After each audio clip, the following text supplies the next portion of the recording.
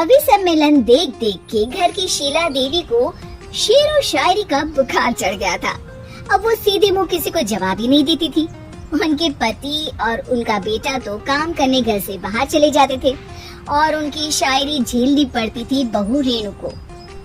अब सास बोलती नहीं, अर्ज करती थी, संदूक पे रखी संदूक, संदूक में रखे झुमके, बहू झुमके निकाल के दे मेरे, कहाँ लगा रही है ठुमके।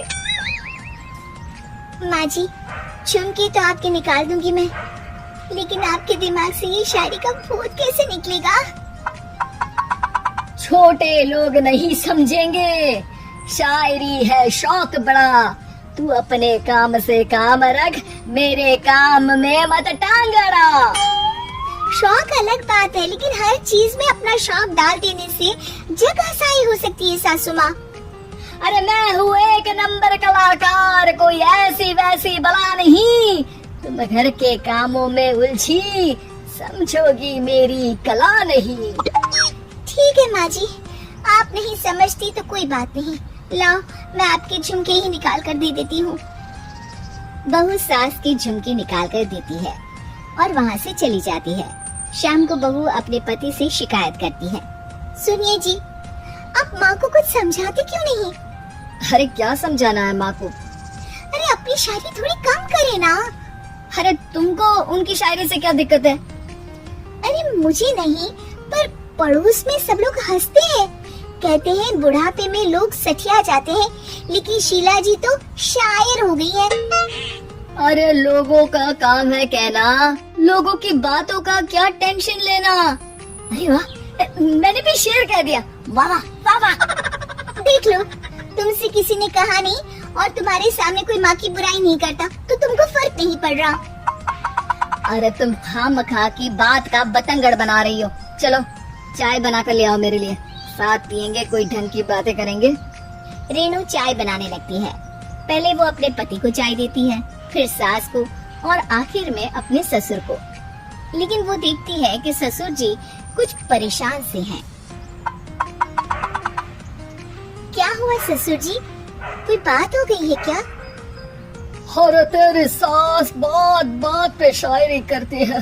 कल मैंने पूछा कि खाना खाया तो तेरी सास ने क्या जवाब दिया पता है? अरे गलती की और आरोपी ने कोड़े खा लिए फटाफट, खाना तो नहीं पर पकोड़े खा लिए झटाझट। अब बता क्या जवाब दूं इस बात का? वो तो सभी से शायरी में ही बात कर रही है, मुझे भी समझ में नहीं आता कि क्या करूं मैं।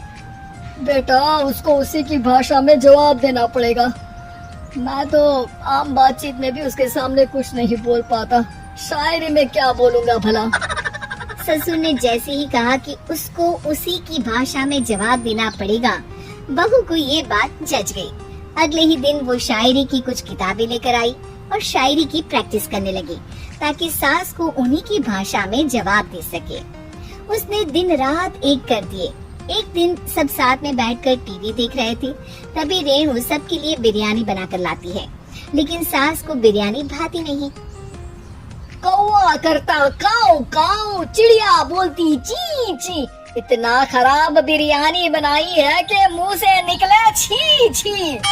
बस इसी मौके का तो बहू को इंतजार था, क्योंकि अब बहू सास को उसी की भाषा में जवाब देने के लिए तैयार थी। माँ जी हमको अपनी ये बेकार शायरी ना सुनाइए, जैसी भी बनी है बिरयानी चुपचाप खाइए। ससुर जी और रेणु के पति ने रेणु का जवाब सुनते ही जोर से ताली बजाई और सास ने जब रेणु का शायराना जवाब सुना तो उनके गले में बिरयानी अटक गई। बहू ने एक और शायरी का तीर छोड़ा। शायरी में बहू के सामने सास हो जाएगी ढेर, क्योंकि सास मारेंगी एक शेर तो बहू मारेगी 1.25 शेर। सास को छोड़ के सब वाह वाह करने लगते हैं। आज पहली बार सास को नहले पे दहला मिला था और रेणु ने सास का मुंह चुप करा दिया था। अगले दिन रेणु का पति उससे कहता है, अरे वाह तुमने तो माँ की बोलती बंद कर दी, मजा आ गया। अब मेरे लिए कुछ बना दो, खाकर मैं काम पर चला जाऊं। शायरी ही है मेरा जीवन, वही करूंगी जी भर के। नौकरानी रख लो कोई, काम नहीं करूंगी मैं घर के। अरे तुम क्या माँ जैसी हरकतें करने लगी, सीधी सीधी बात करो ना।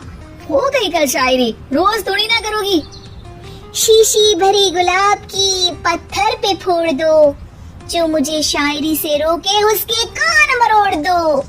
पति घबराकर वहाँ से चला जाता है और बाहर उसके पिताजी के पास जाकर बैठ जाता है।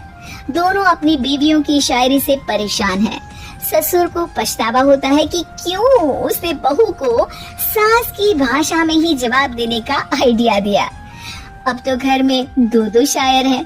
दोनों एक साथ दुखी स्वर में कहते हैं, हम दोनों की ही बीवियां जब से शायर हो गई हैं, क्या बताएं जिंदगी एक फटा हुआ टायर हो गई है।